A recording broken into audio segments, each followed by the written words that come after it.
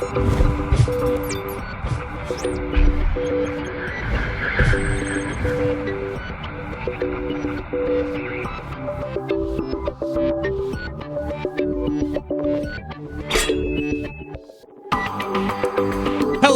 internet friends, and welcome to one of the very last few times you may ever see that intro and hear this song. Episode number 182 of Final Boss TV. I am your host. My name is Adam K, aka Bay, and if you've been picking up with all the sort of art changes and branding updates across the board, we are sort of working on refreshing everything, and sort of the last piece of all that puzzle will be the things that take the most time normally. So that intro, many of you were commenting on a few videos ago when I brought that up that you're sad to see it go, but it's been there since Mists of Pandaria, okay? It's still a 720p intro. It needs to get updated, okay? We'll get through this, okay? We'll do this. But we are back with the specialization shows finally after the beta period for BFA and the end of Legion and the beginning of BFA and the game kind of being in a weird place. I wanted to wait until sort of a patch cycle really felt that the game would be something we could talk about and it wasn't all over the place. So we'll sort of see the evolution of Azeroth during these series. We've got rogues up first, we got warlocks coming up soon, then mages, and then hunters, and then the next little mini raid, and then we'll talk about more stuff, and then we'll get through it all right? But I would not be here doing these shows if it wasn't for some amazing nerds and ladies out there. So thank you very much to my patrons that are supporting the show, the stream, and everything in between. Without them, this would be a far smaller production overall. And if you like what I do here and want even more podcasts, behind the scenes, show notes, and more podcasts, then you can head on over to the show's Patreon page right over here.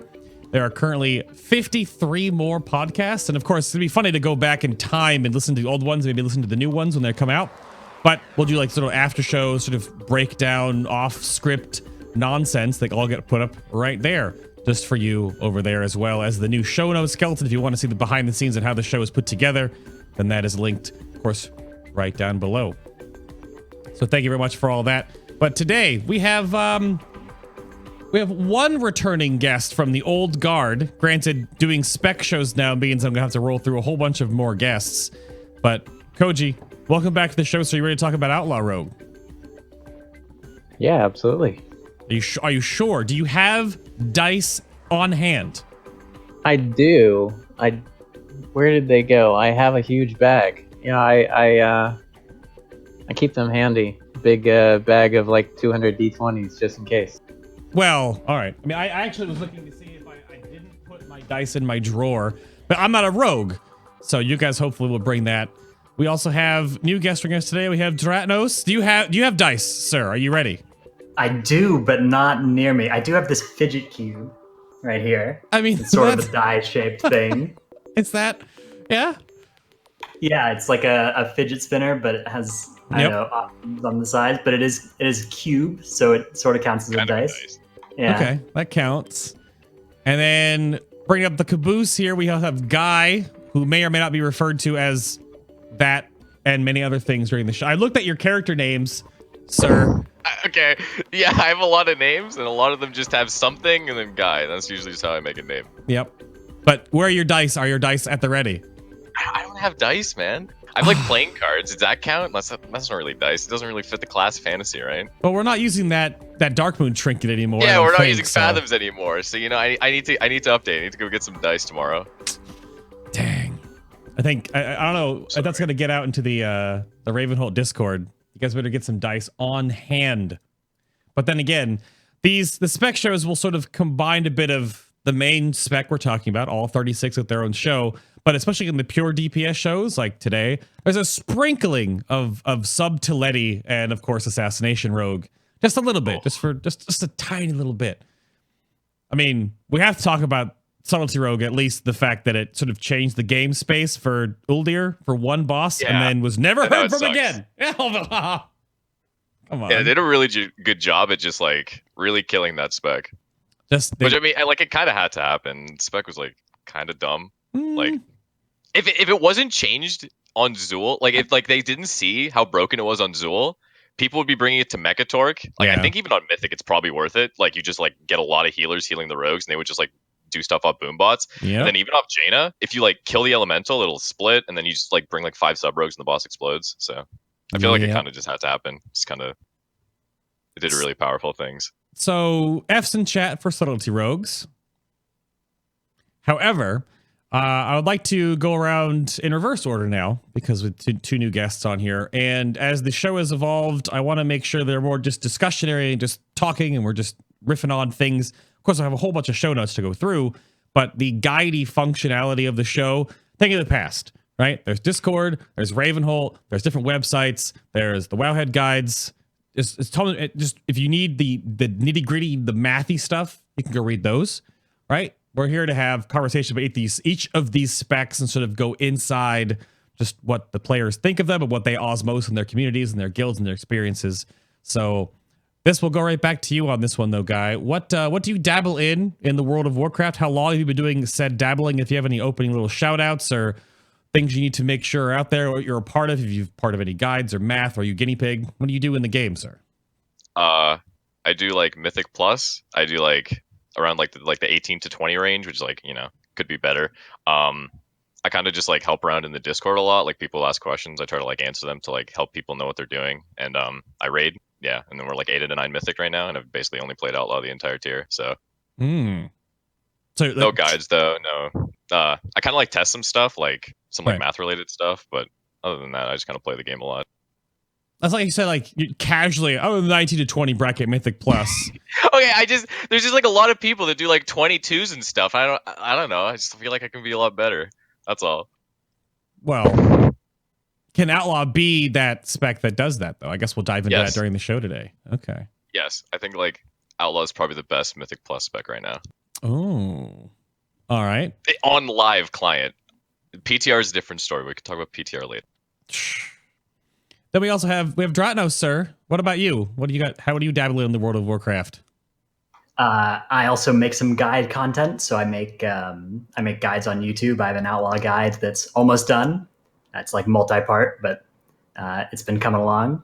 I also do the weekly route on Raider.io. So you may have seen my routes like around, but I do a route, like a basic route and an expert route for each dungeon each week. Because like I wanted to help people figure out how to path their way through Mythic Plus. And that is something that I've been doing for the past 10 or so weeks now. Because last season I did a lot of M+, like I pushed pretty high, actually with all 3 specs last season, which was really fun. Got up to like 26 something on Raider.io score, which was pretty fun. It was a good time. Wow. Got into the top 11 of rogues in the world, which, as we all know, is the cutoff point above which, you know, the top 11 is what we all think about as the where you're good or whatever. Is it? Okay. This is new to me. But that's awesome, though. So in the Mythic Plus scene, you've done all 3 rogues, so you might have a bit of a back and forth on, is Outlaw the one to go to in that space? I believe currently it is, yes. I think Outlaw is generally the best for Mythic Plus. However, I think that Assassination and Subtlety both actually have their places. Even Subtlety in its nerfed state, I think, has specific dungeons like Siege of Borealis and Tol Dagor where it shines. And Assassination, I think, might also have some utility for very high tyrannical keys, particularly places like King's Rest and Temple of Sathralis. But I think if you played Outlaw everywhere, you would have a great time too. And I think if you enjoy the other specs everywhere, you could play those too. Sounds good to me. Koji, returning to the show, what have you done since we talked in Legion, and what do you do now in the sort of the Rogue World of Warcraft community, sir? What do you have shout outs? Make sure everyone knows and remembers what you did back then too. What's changed? Hey, yeah. So thanks for having me back. It's great to be here.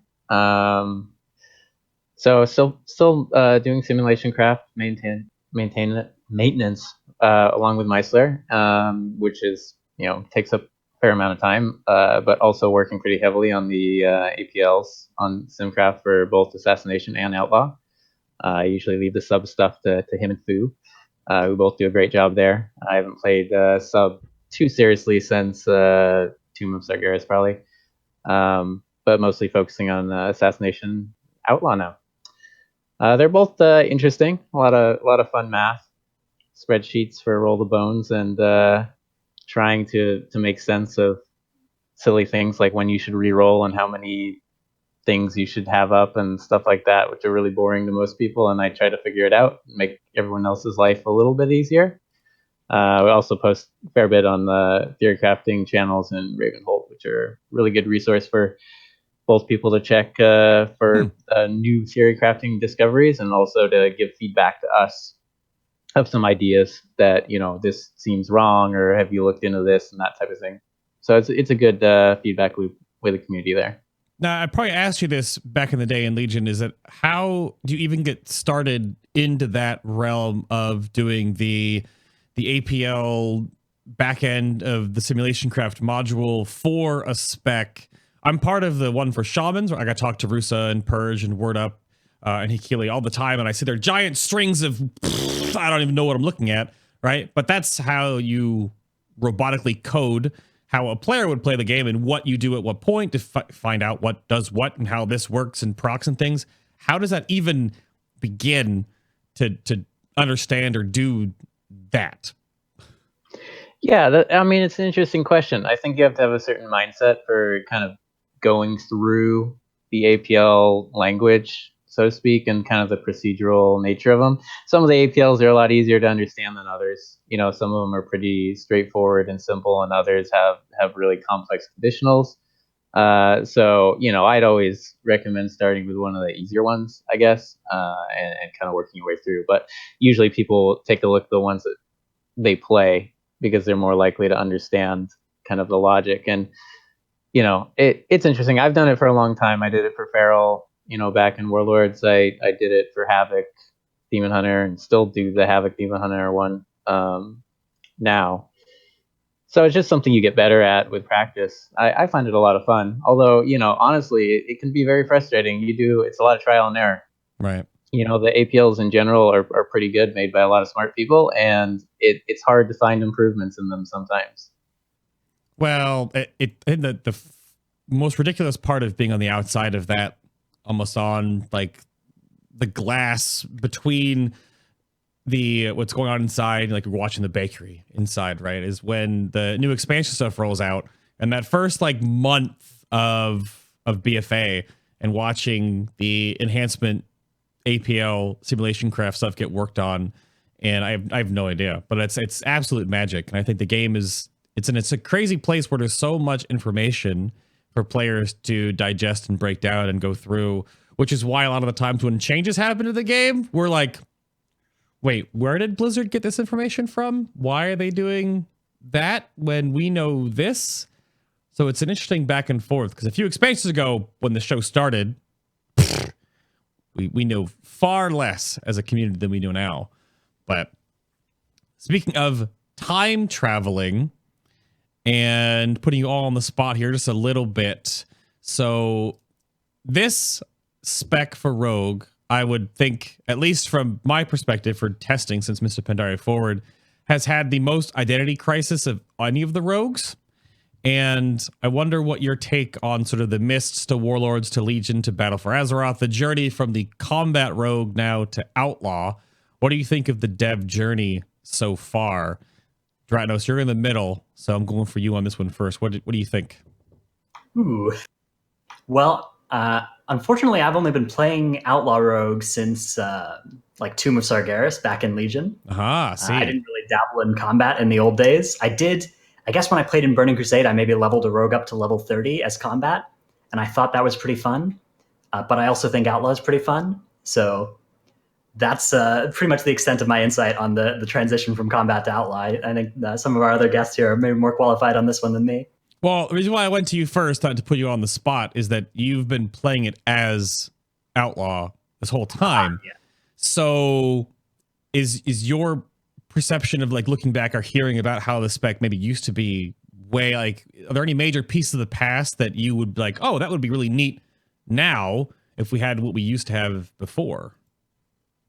So one of the big things that people don't like about Outlaw, particularly people that loved old combat, is the like roll the bones mechanic and the randomness inherent in it.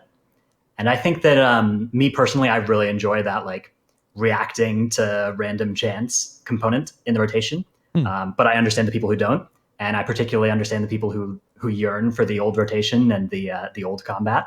So I guess where I'm coming from is I really like the way it is now, and I think there are a lot of people who really like the way it is now. I think you could make an argument that of the 36 specs, like Outlaw Rogue has a lot of unique things about it, right? That are very compelling, and that's cool. But it certainly is true that like maybe something was lost along the way that people are still wanting to have access to. Okay, Kojiyama, I'm going back to you on this one. What is your thoughts on the journey from combat to outlaw?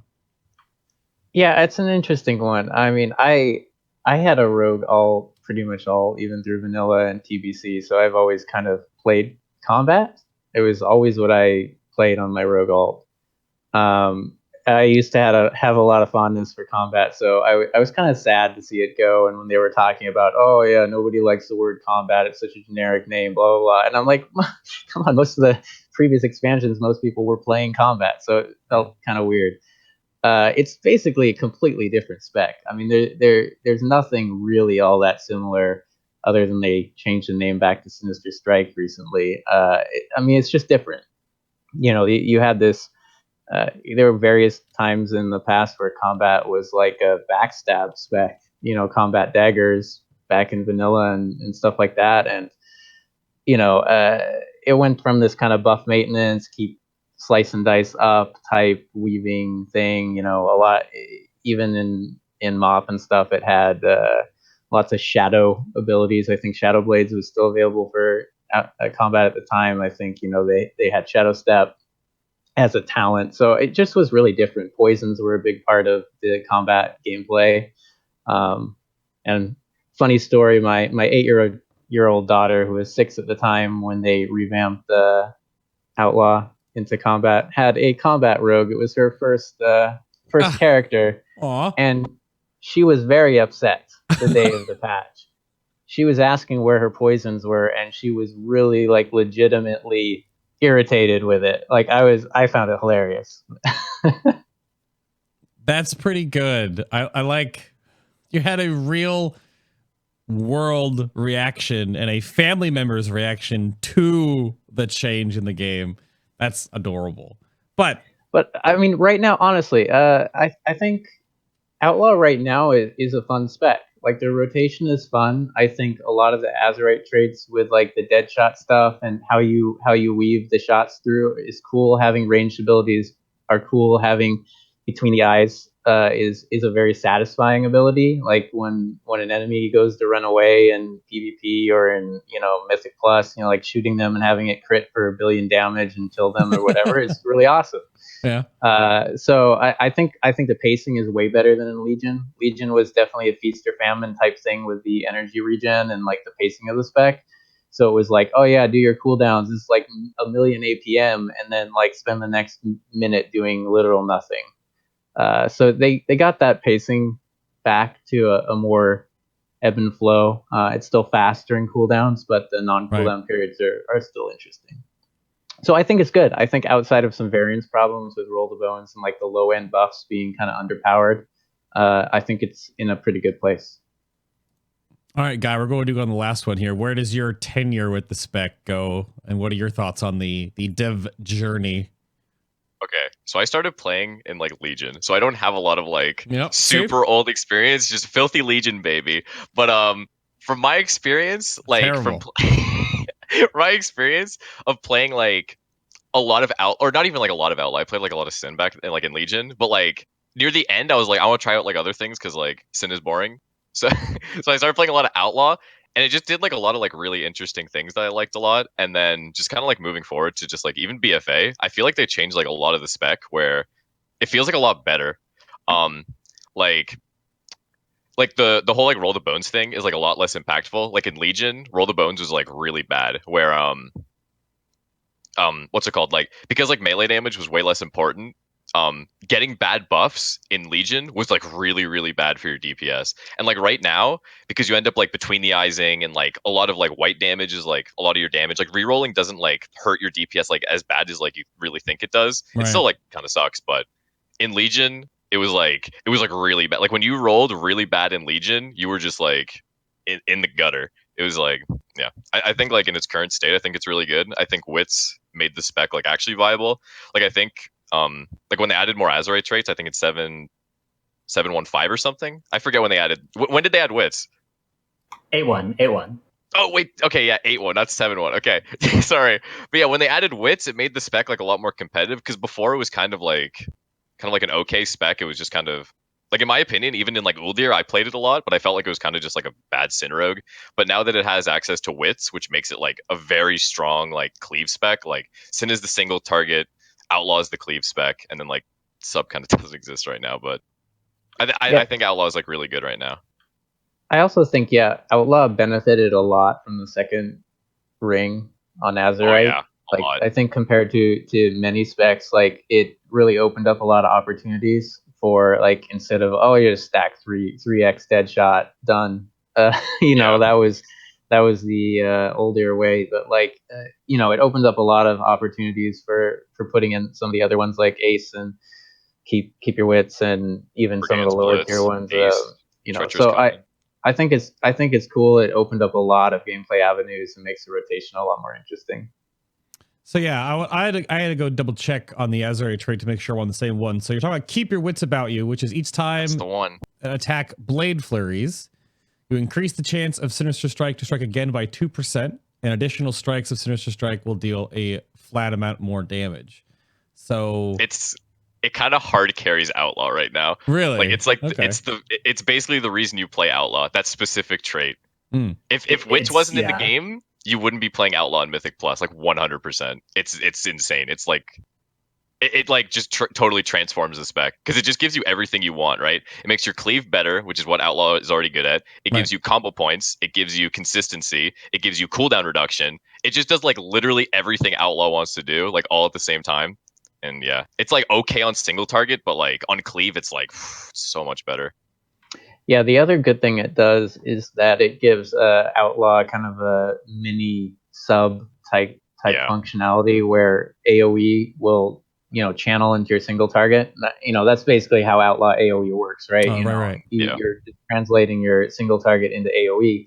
So anything that buffs your AoE indirectly, like keep in the 33 stacks, type thing of the additional chance to strike, that is translated to the boss target. So on something like Opulence or whatever, and you can pop and get 33 stacks almost like instantly with 3 globals or something like that, then for the next N seconds, you're doing pretty significant increased damage to the boss, which is very useful for a spec that's kind of previously known as not having good boss damage. Right. Yeah.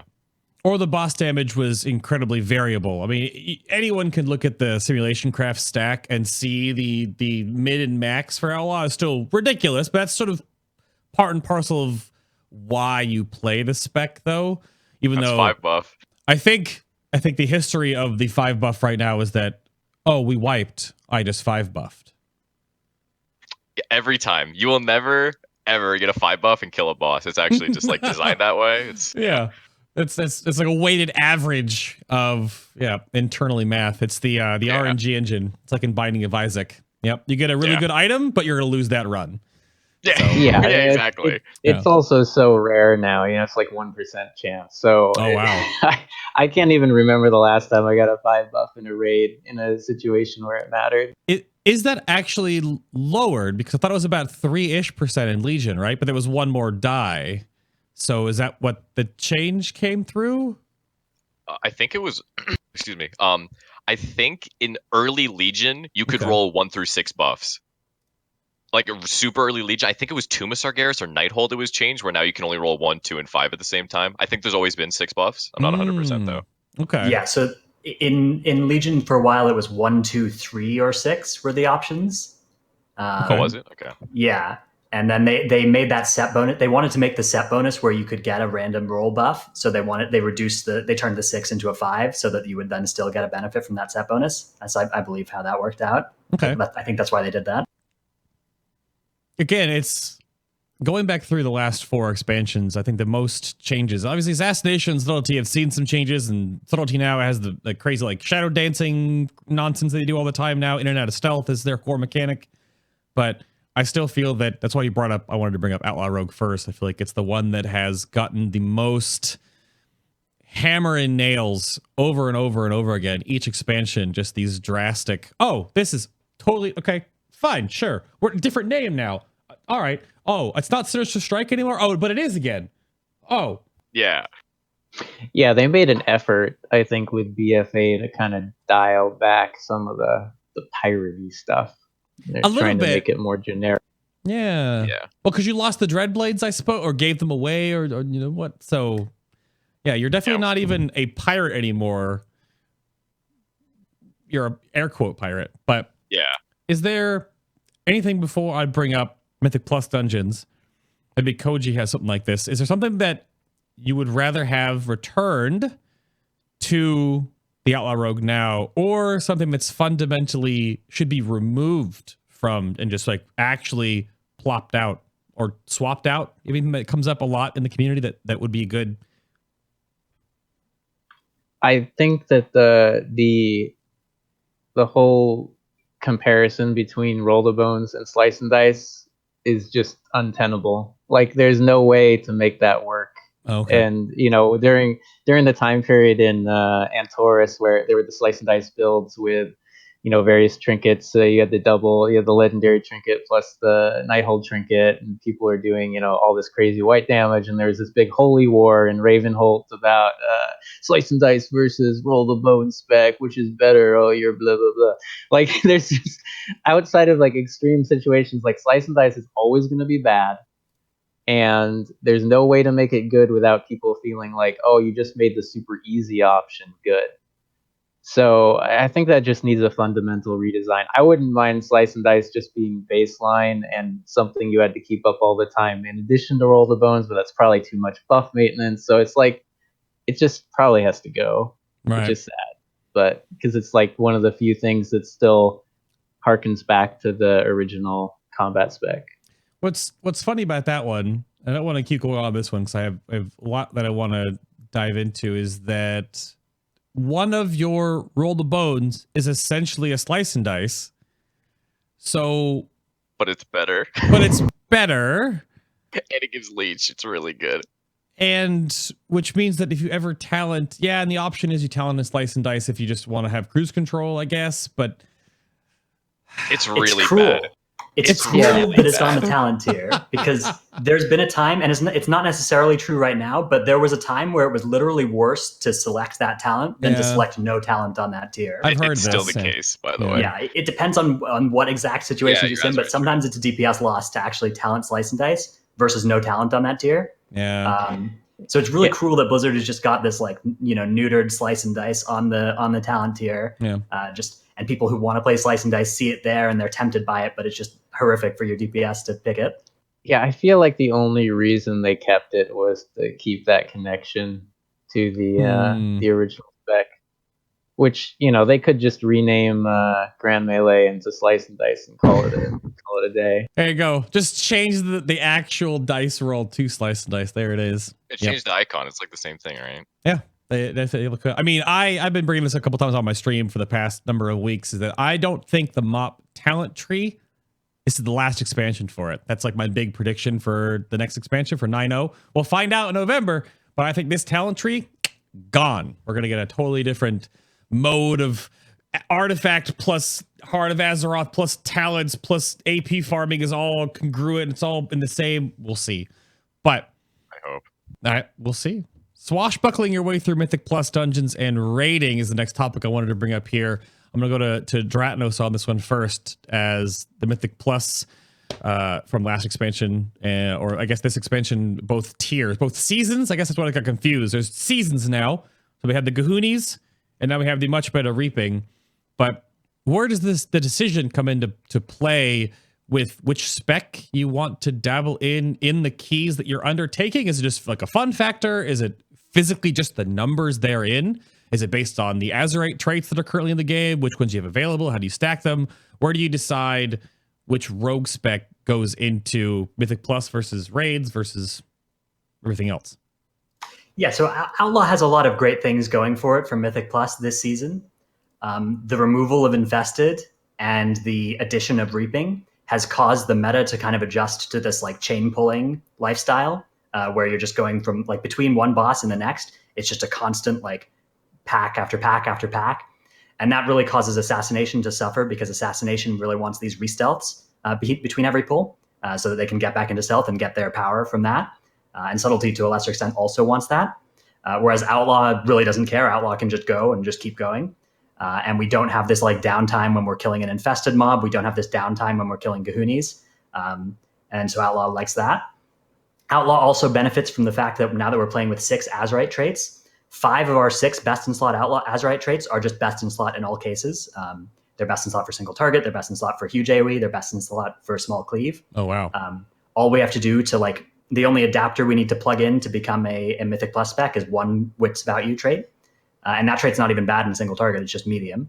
So we're really well suited to Mythic Plus under the current, paradigm. And I usually would choose to play Outlaw under most cases, like as the best spec for those reasons. I also find it really fun though. And I think if you find Assassination or Subtlety really fun, that's a great reason to play those specs too. But I find all 3 specs fun, so I like to choose what's best. And I think that those are some of the reasons that Outlaw does really well right now.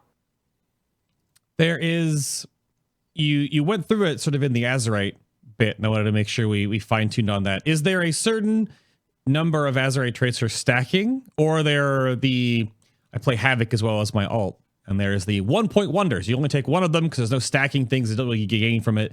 Is that what you have to worry about? Like, what would be the ideal optimal 6 influencing Azerite traits you would take as an Outlaw Rogue into Mythic Plus right now? So 1 copy of Keep Your Wits About You is absolutely mandatory for Mythic Plus. If you have access to that and you're not wearing it, that's a disaster, and you need to put that piece on. Okay. Other than that, Deadshot, you want as many as you can get. So 3 Deadshot would be ideal. So 1 Wits, 3 Deadshot, and then your last 2 pieces, they can be Ace Up Your Sleeve. They can be Treacherous Covenant. One of them could even maybe be a Brigand's Blitz. That's a trait that has interesting interactions depending on the amount of haste you have. If you're a very low haste build, you might find 1 copy of that trait to work out well. You usually don't want a 2nd copy of it. And then you can just put whatever you've got. If you've got the Engineering Helmet, you could put on Barrage of Many Bombs or the Relational Normalization Gizmo. Both of those are good. You can put on like things like Blightborn Infusion, those sorts of things. It doesn't really matter all that much.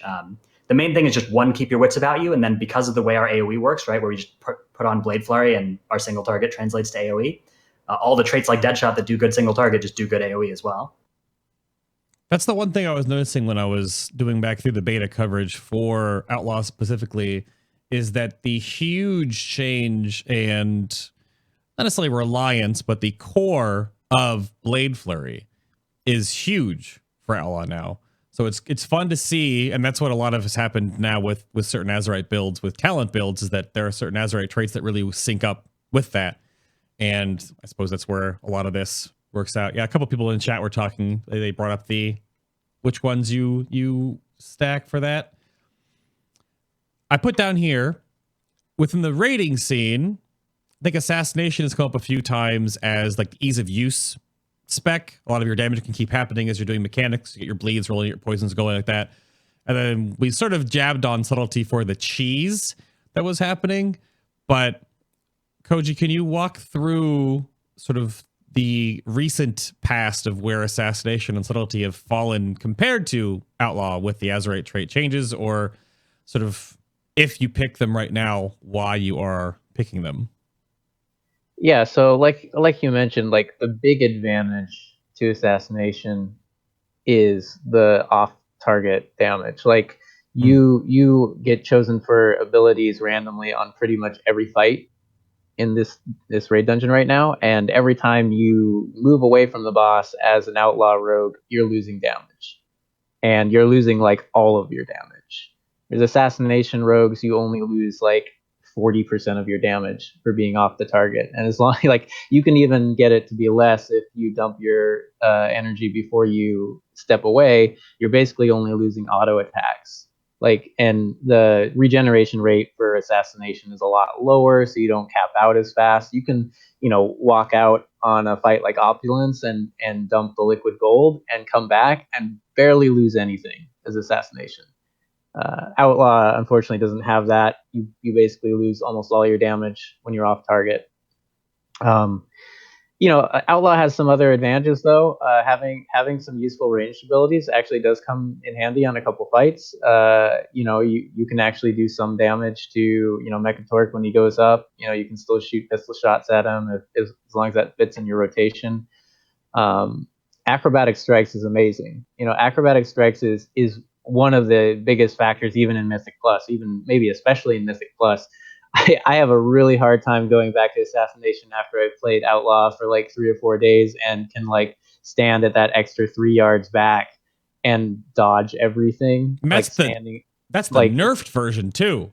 Like it's amazing. Like being at like you say the third boss in Freehold, he's doing his spinny stuff, and you're just sitting there, just doing your rotation. All the other melee are standing there looking sad. So it's pretty nice. I mean, that's honestly the main difference right now. Unfortunately, sub has the same problems as Outlaw in terms of it really suffers from lost time on the boss because it has a really tight coil on its cooldown rotations, and if you miss a cooldown rotation, like you lose a lot of damage. Yeah, subtlety is very stacked oriented. It has if you've never seen like a priority list for subtlety rogue, it's a little silly just how many things you can fit into a certain window and how many things are activated by the certain windows that you go into, which is the point. That's how subtlety does play. It has a very big, that's why it worked so well, and how it got funnel damage so well on Mythic Zool, because Blizzard had to adjust the fact that they had the I guess undersight to not realize that, if Subtlety Rogue can just keep doing the main thing it's supposed to do, use a finisher every global, something's really powerful. Something's going to break there. But so, Guy, with all that going on, what would you argue of the current state right now? What's the best rogue spec? Like in general or for rating? Because I feel like the answers are different. Hat in the ring. No, what's the best? Right. The best rogue spec. Okay, so in Mythic Plus, it's probably Outlaw. In Raid, it's probably Sin. But in both instances, I don't think the gap is like big enough. And I'm like ignoring Sub because like I don't want to talk about Sub. I just get sad. No. But like specifically for rating, like the gap between like Outlaw and Sin like isn't that big. So like both are good. And then in Mythic Plus, if you have good gear for Sin, the gap isn't that big. And I also don't think it matters. But Outlaw has a lot of really powerful things in Mythic Plus, and Sin has a lot of damage. So yeah. And like a lot of like the really good Outlaw things in Mythic Plus aren't that good in Raid. Like a lot of the strengths, or like what I think are a lot of the strengths of Outlaw are Vanish being a defensive cooldown is like really big for Mythic Plus. Like being able to like drop aggro, cheap shots, like Grave Bolt resets, like it does like a lot of really good stuff because it's like barely a DPS increase for Outlaw. Sure. So that really doesn't matter in Raid. Gouge doesn't matter in Raid. BTE stuns don't really matter in Raid. Blade Flurry doesn't matter that much in Raid. So like a lot of like the really good stuff that Outlaw does doesn't really translate to Raid, but it does like all that good stuff in Mythic Plus. So, but I still play Outlaw because Outlaw is fun. So yeah, there you go. If nothing else, how did the Rogue community react? I don't know who wants to really who saw the reactions here to go off on this when you first got the Roll of Bones graphic and animation and the sound effect back in Legion beta.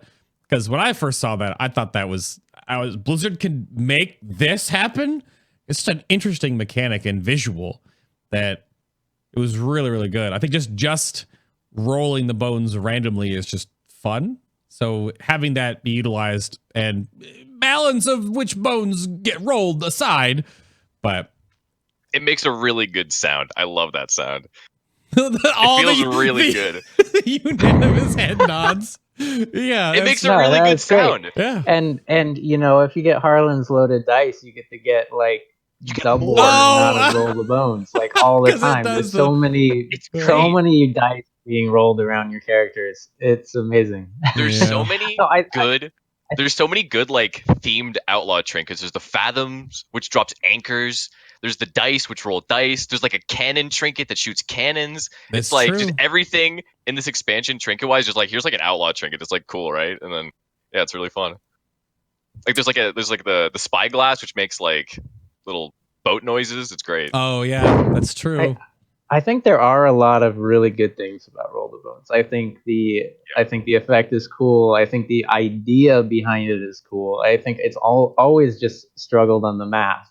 Like if you have to sit there re-rolling 7 times in a row at the start of a pull, which you do sometimes, that's not very fun.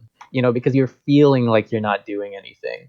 Even though, I mean, the damage works out just fine. Like, rerolling aggressively is not a problem for the end result on DPS. Like, I remember, like, I think my best heroic Jaina parse, in one of our alt runs, I opened the fight with 8 rerolls in a row. And ended up with a 99 percentile parse. It's fine, but it feels crap. It feels like, well, I would have got a rank 1 if I had rolled, the just first rolled some time, 5s. right? Just roll some 5s, easy. Yeah. So it can be frustrating just because, like, you feel like you're not doing anything. It's more a psychological thing than anything else, I think. Yeah. Roll the Bones is really good at feeling horrible, but like it maps out like pretty good. Well, that's one of the problems it causes as well is that it makes your like other classes have like an opener, right, where they do more damage at the start of a pull, whereas with Outlaw we do less damage at the start of the pull while we're trying to get some playable buffs. Right. And that's something that's a characteristic of this spec that is it really feels bad when you're opening and you're like your warlock's doing 50k DPS and your mage is doing 40k DPS and you're doing 10k DPS. And you're just there, like the tank and the healer are like, a little bit ahead of you, and you're just I'm rolling my dice. Sometime something's gonna happen here, and everybody's just looking at you, and you're like, why did we bring you? Yeah, it ends up looking good. Like you end up doing a lot of damage as the fight goes on. Your damage is just the constant; it gets better. And you have burst windows. You just don't get to choose when they are. They're just whenever your dice say they are. Yeah, surprisingly, like the sustain of Outlaw is really good. When you get your second and your third adrenaline rush back up, like you really start climbing up and normalizing. Outlaw is terrible in short fights. It just is awful on short, like bursty fights, like Champions or something like that, where the fight dies in like 23 seconds or something like that. It will do by the end of the tier probably. But like it just feels bad because there's no way you can compete. Like, and that's where Assassination's really good. Like Assassination's burst, like either with Shrouded Suffocation or with like just double dose. Like there's a lot of ways, like just because of Vendetta, that you'll be at top of damage for the first 20-30 seconds of the fight. It feels great on short fights. Yeah, Adrenaline Rush is like a really weak cooldown. Like you look at like Shadow Blades, it does really powerful stuff. You got Vendetta, it does powerful stuff. Combustion, these all do like really powerful stuff. And Adrenaline Rush is just like, we just get some energy regen, and that's it. It's like good in the spec, but like compared to like other like real cooldowns, it kind of sucks. But yeah, it's mostly because if it overlaps with Bloodlust or Heroism, it's pretty much wasted. You just cap energy anyway. And they're trying to resolve that a little bit with the PTR changes, which we'll probably get to at some point. But like, it's not enough to matter, at least not during Time Warp. So that was the next thing I want to really bring up here is what is the deal with Roll the Bones? And in the little bit of pre-show nonsense we were talking about, a little banter before we started the show, is that it's gone through a lot of changes. I had to bring back up the actual different dice buffs because I wanted to remember them all, because some of the names have changed. They still have the same icon, and some of the effects have changed, but other ones stayed the same. And I sort of wanted to run through the note that I have here is that's the entire topic. What's to do with Roll the Bones? Is there, I know it brings up a lot. When do you reroll? What buffs are you looking for? How many times is too many times to reroll? When are you wasting time trying to fish for buffs? Where you just like, if I got these two, all right, it's fine. Right? So like, what's the hierarchy on these right now? I don't know who wants to break down that little bit of math on these 5 buffs. We got Ruthless Precision, Skull and Crossbones, Buried Treasure, True Bearing, Grand Melee, and Broadside. So what's the breakdown on which ones you want all the time and which one you never want to see? Dratnos, what do you got? What's the... Okay, so your decision making is going to change based on what Azerite traits you have. Okay. If you have access to a Deadshot or Ace Up Your Sleeve trait, then things change a little bit for you. Most people at this point in the expansion have at least one of those, so I'm going to talk about that case. But if you don't have any of those, then Grand Melee basically becomes worth keeping on its own. Normally, the way it works is you're going to want to re-roll unless you have Ruthless Precision or 2 or more buffs. And then, of course, if you don't have Deadshot or Ace up your sleeve, you can also keep Grand Melee by itself, and everything else is just worth throwing away on a single target. Now, in AoE, you can pretty much keep any buffs while you're inside your Blade Flurry and do your re-rolling once your Blade Flurries are down. You want to try and get your Roll the Boneses in while you're not flurrying, and while you are flurrying, you want to do damaging finishers like Dispatch instead. And then people ask if there's a time to stop re-rolling, and there really isn't. You just want to keep re-rolling. The only time you can stop re-rolling is if the boss is about to die, and you're not going to have enough time for your buffs to stay up the whole time. Okay. I think it's if the boss dies in 20 seconds or something, like around that range. Yeah, something like that. And then you just throw out finishers because it's more damage. Because like Roll the Bones is like damage later, and like Dispatches are damage now. But yeah, you basically just reroll until you get the good stuff, and that's basically it. Now that's Yeah, I mean, it's just a math problem, right? Like where you just math out what's the average expected value of a reroll, and if it's higher than what you currently have, you reroll, and you can get frustrated with it all you want, but it's not going to make you do more damage. Honestly, the top 3 are actually relatively close together.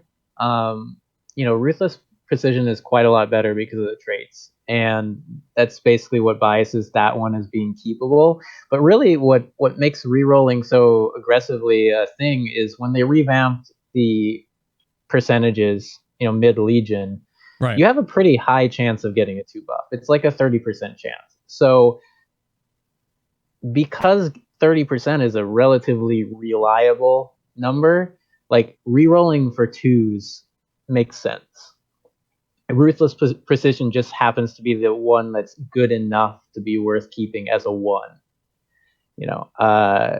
Otherwise, 2 buffs, it just obviously is going to just be way better.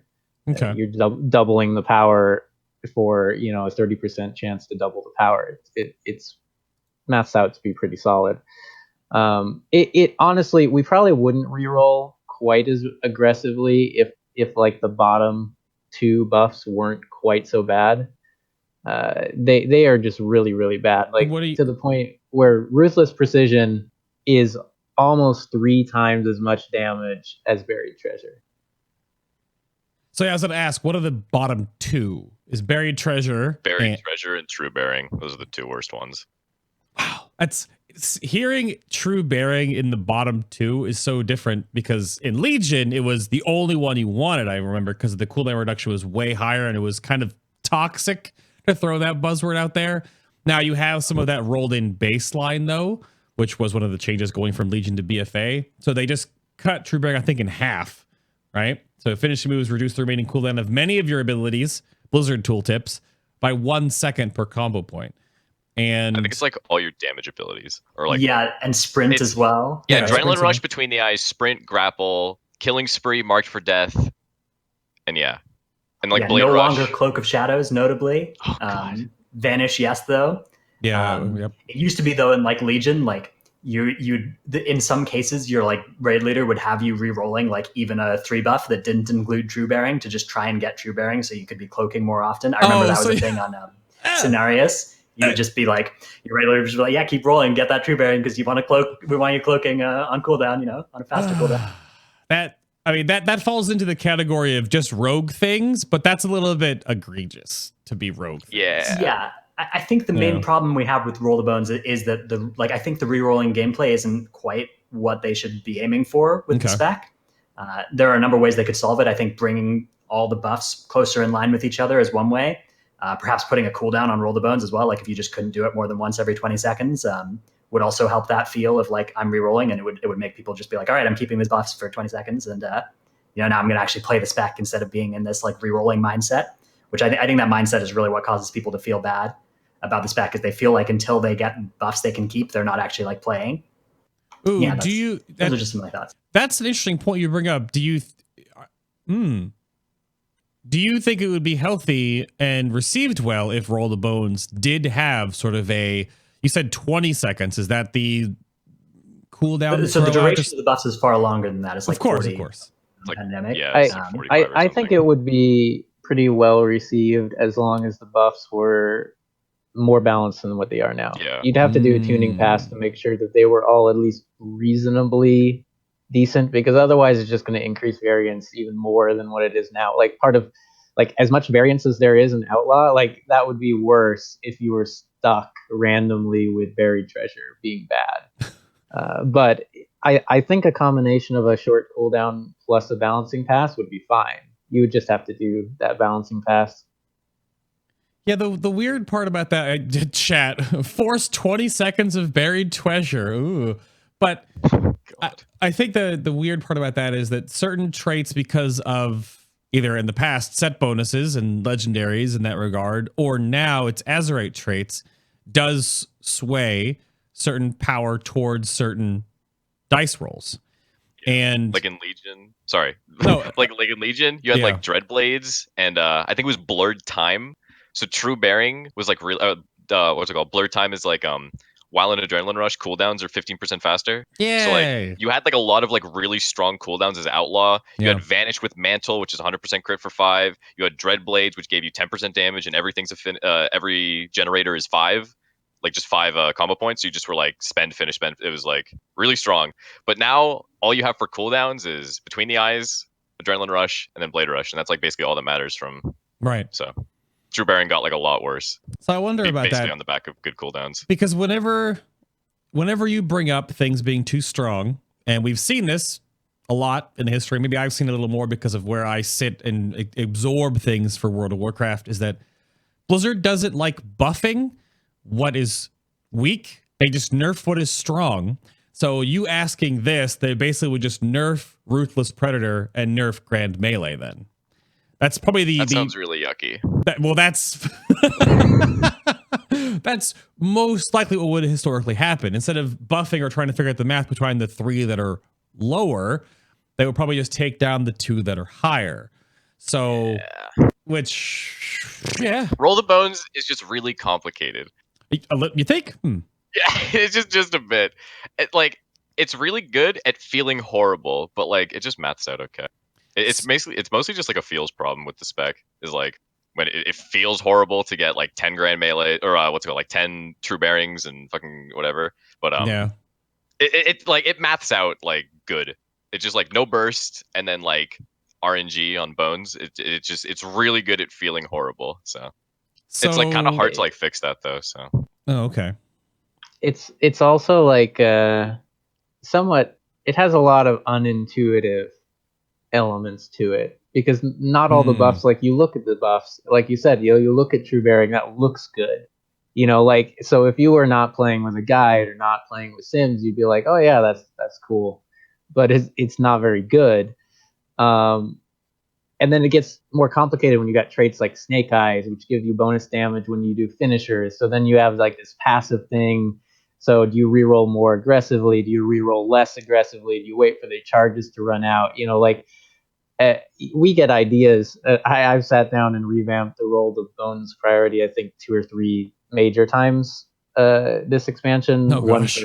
One for like Snake Eyes, and then they changed Snake Eyes, and then we had to redo the whole thing again.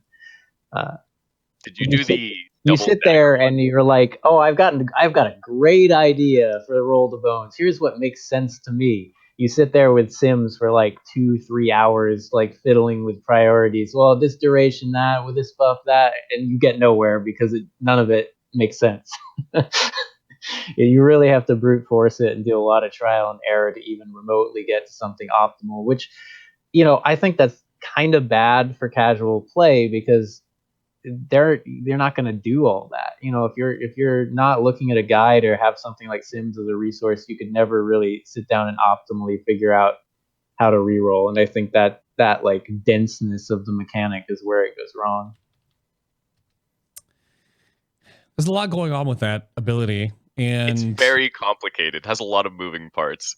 It's damn though. It's so satisfying to use most of the time, but then a lot of times, like you said, makes you feel pretty bad. So I wonder, it's gone through a lot of back and forth. I think math is always the thing that only a certain subsect of the players really figure out and try to make work, and then translation that out to the community. But what is also has to get sort of translated out there, and this is a new section that I want to just kind of go through before we get to the other half of the show to bring up some questions from chat if anyone has them. What is the Outlaw Rogue? I know you've brushed over it a few times. What is your opener like then on, say, a raid or a dungeon boss in particular? So, Guy, how do you, we're going to go through all of this and then sort of rebuttal with the other two guests. How do you open on your Outlaw Rogue? Okay, so the Outlaw Rogue opener really sucks. It's adrenaline. It's like really bad. One, it's awkward, and two, it does like 5 damage. It really sucks. But the optimal opener, which is what I do, of course, is so you're out of stealth first. You can't be in stealth because it messes it all up. You adrenaline rush, then you stealth, then you pre-pot. You do this like 1 second before pull timer. Because if you adrenaline rush in stealth, it takes you out of stealth. And being in stealth is like slightly more advantageous. So the optimal opener, out of stealth, adrenaline rush, pot, stealth, ambush, vanish, ambush. It's like blade rush, sinister strike, roll the bones, and then you just like do normal stuff, and then that's it. It's like a really underwhelming opener, and it's really uncomfortable to do, but that's optimal. What? Yeah. Yeah, no rebuttal from me. That's that's pretty much all you can do. Well, I mean, the only caveat there is you can drop the vanish thing because it's like kind of medium, and there's plenty of fights where vanish is kind of useful to save. So if you want to just sit there and mash out your normal rotation and be sad, that's fine too. Like, yeah, you can the other step I would put in there is like hide damage meters at the start of the pull, because that's kind of that's important to keep your morale up. That's you really want that weak aura that resets details every time you get a 5 buff and just starts tracking from there. That's the main one I think is mandatory for Outlaw. Is that a real thing? It should be if it's not. Oh. Like you really won't, like I mentioned before, you will not catch up on damage meters until like your second adrenaline rush, maybe your third. If you 5 buff an opener though, you're actually like stronger than a Sin Rogue. Like you deal more burst than every class in the game. If you get the 5 good buffs, nobody beats you at all. You just blow everybody out, but that doesn't happen. So. It's a really underwhelming opener. I'm sorry. Yeah, I'm sorry. Anything crazy. Like Sub does crazy stuff like Shadow Blades, dance, blah, blah, blah. We just like ambush, and that's it. And that's basically the end of it. It's also like a really awkward opener because we're dealing with like these silly things like adrenaline rush knocking you out of stealth, which was I think clearly a bug. It's really dumb. It appeared in beta. It got reported like a year and a half ago. It's still broken. It sucks. And the fact that adrenaline rush causes a GCD also sucks. And you haven't brought that up. Yeah. You're also dealing with a situation where like you're energy capped. Guy, where'd you go? Guy just exploded the show. Guy, come back. Discord things, right? We did have, as part of it's funny we've gotten this far without any issues. Oh my gosh, I have multiple heads. This is my other camera showing up on stream. This is weird. I'll go to my single camera and wait for Guy to reconnect. It's kind of the reason why we had the show delayed a little bit today, was that the show blurped. Hold on. Does he know he's not here? Wait. Guy, reconnect. Help. But what were you, Koji, please continue. Let me see if I don't think your region's going to work. Let's see. No, wait, hold on. Wait. Live technical. Nope, you're just your corner of Dratnos' shoulder. I think your bottom. Just go like this. Go like this. Yeah. Oh, it's broken. Oh. Trolls in raid. Trolls on stream. Uh-oh. Well, I think we'll give a Guy a moment to reconnect to the call, and I will take a moment then, and we'll get back on topic here in a moment to go on my little commercial break. A little mid-show roll here, and leaked strats, behind the scenes stuff, of course. But we'll see if Guy can reconnect and fix the call. But so be technology, as it were. But if you have any questions for the guests on the show today, save them for after this little mid-show commercial break. And of course, if you're listening to this on audio only, or if you're listening to this and watching on YouTube, then Your questions can go in the comments or just be here on the live show, right? Every single spec is going to get a show. Now, if they're part of a multi, the pure DPS specs, Rogue, Mage, Hunter, Druid. Rogue, Mage, Hunter, Warlock. I almost said Druid. Well, Druid's going to have a back and forth between Feral and Balance, I suppose. Then you want to be here in the live show because we're going to be able to answer a lot more questions and be very more pinpointed at each spec in particular, which the first time I've ever done this on the show. So we'll see how this works out. It's going to take me like a year to get through all of this. But in light of all of that, and to make sure that I can keep doing this, of course, if you want to support the show, the stream, and everything in between, you'll notice there are some different links down below. So these shows are sort of brought to you in part with the help from. These might be a little different. You might be like, what's Bay wearing on his head? So the links down below, I am now really excited to be partnered and sponsored by Corsair and Elgato. So if you're looking at getting any bits and pieces for an upcoming build, just keyboards, mice, cases, headsets, fans, a whole bunch of extra little peripheral bits, either for you or for someone else, then you can go check out the link down below. And you're going to be doing it anyway if you were looking at getting anything from Corsair. I have been very, very, very timid at sort of partnering with anybody for any length of time on this show. But Corsair and Elgato are really awesome stuff. I mean, the PC that I'm currently using right now to make this show is more than half Corsair as it is. So you can go check those links down below. Of course, they'll be in the video description box as well. But you can go check out all the little bits and pieces that Elgato has. So not as much of that stuff gets to show up on here. I will be eventually having the entire show run by this little guy. Where'd the Stream Deck go? No, bring it back. Yeah, if you don't know what a Stream Deck is, this works just period. I've talked to some graphic designers that actually have a ton of their like Photoshop settings all on different parts of Stream Deck, like changing to different pens or tools or saving as different file types all right there on the deck instead of having to do all the different keyboard commands. No, just program that into Stream Deck. Do it all yourself, right? Just one little... And of course, if you have a Stream Deck, you can program it to spam emotes and chats on Twitch. Because if you do that, instead of having to do it manually, that's a thing. Just get the mini one for that and put like 6 emotes on it and just spam them in your favorite broadcaster's chat. That's what Twitch is now, right? That's all you do. I'm waiting for the Twitch spam in chat. It's going to happen. Here comes the emotes. But thank you very much for sticking with the long breadth of time it's taken to get back to the live shows here. I do believe we are back together. Hold on. Guy, sound off. Hello? Is good? I think Hello? So, yeah. Okay, yeah, my Discord died. Sorry about that. It just exploded the entire show. It was really good. I like it. Sorry, I didn't try to. No, it's totally fine. It's okay. You did cut Kojiyama off, though, so you have to apologize. Oh, I'm so sorry. There you I'm go. so sorry. Oh, fine. It wasn't that important or interesting anyway. No, I was just talking about how like you cap energy really aggressively during Lust and Adrenaline Rush during the opener. Right. Like ideally you'd think, oh, maybe I'll just hold my Adrenaline Rush until later, but it doesn't really math out as being a gain. So you just sit there energy cap, like thinking I'm doing something wrong all the time. But that's just how it is. I want to... Oh, we have... Please stop and chat. Didn't have as much emote spam as I was expecting. Come on.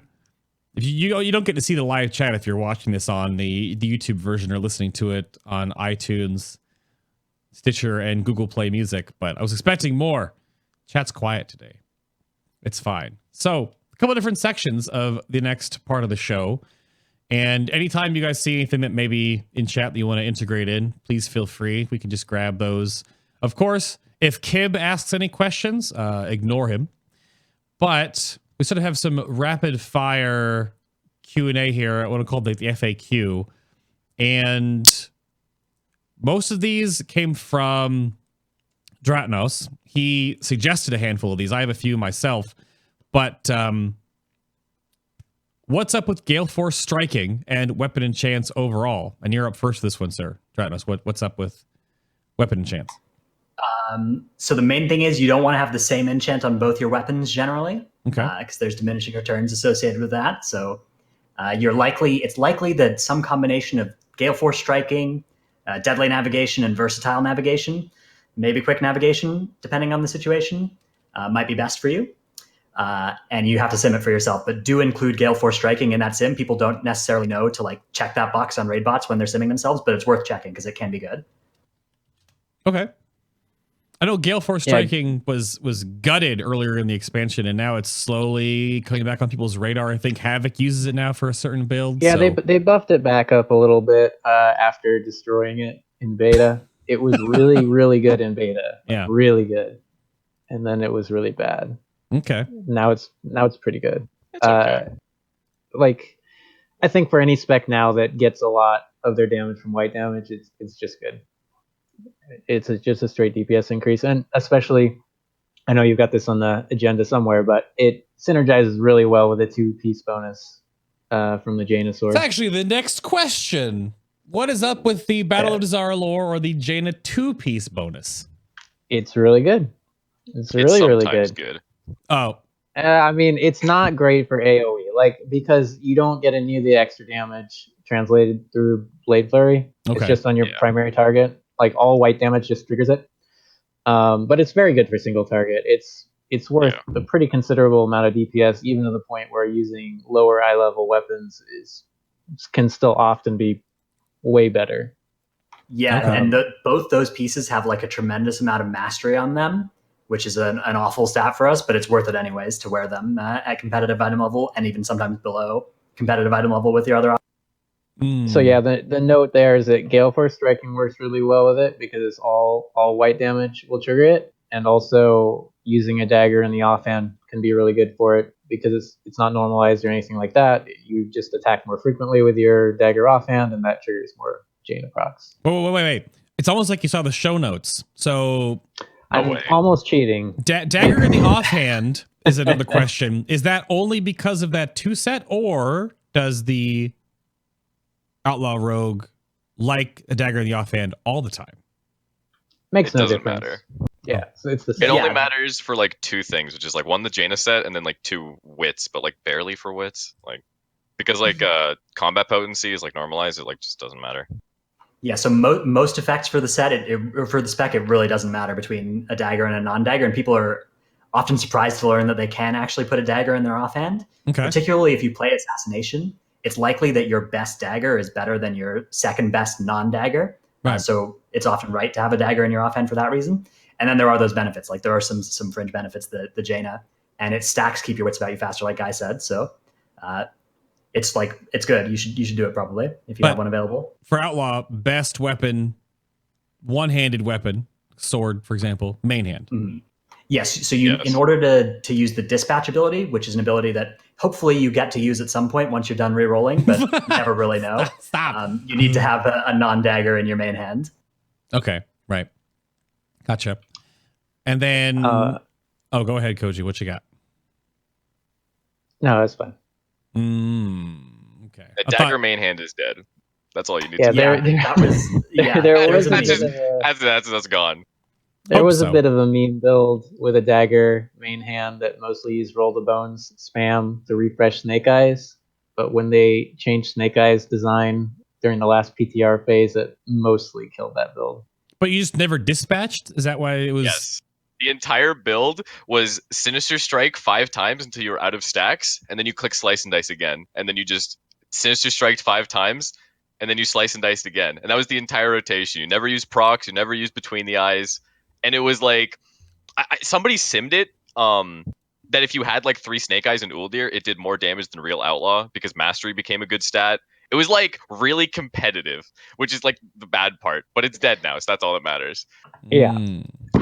It was like, if you had a perfect setup, it gained a little more traction than it really deserved, because you had to have an insane setup that was almost impossible to get, because there were actually not 3 Snake Eyes traits available at high eye levels at that time. But in theory, it was really broken.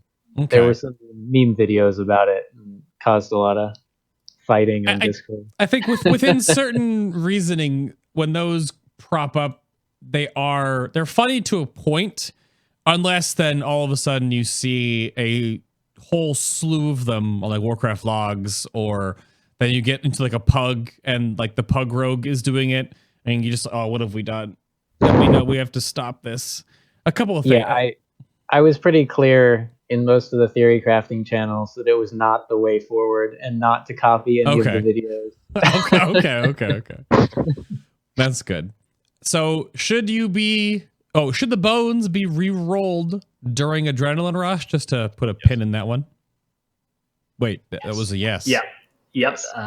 Ignore Adrenaline Rush, ignore Bloodlust, ignore everything. Just always re-roll the bones if you need to re-roll. Ignore how many times you've messed up, like, and you've not rolled correctly before. Just keep trying, and someday you'll get it.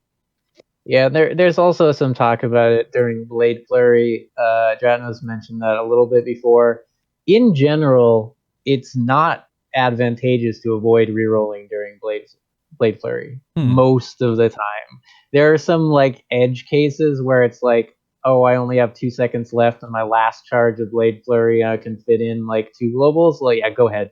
But like over time, it's actually better to re-roll.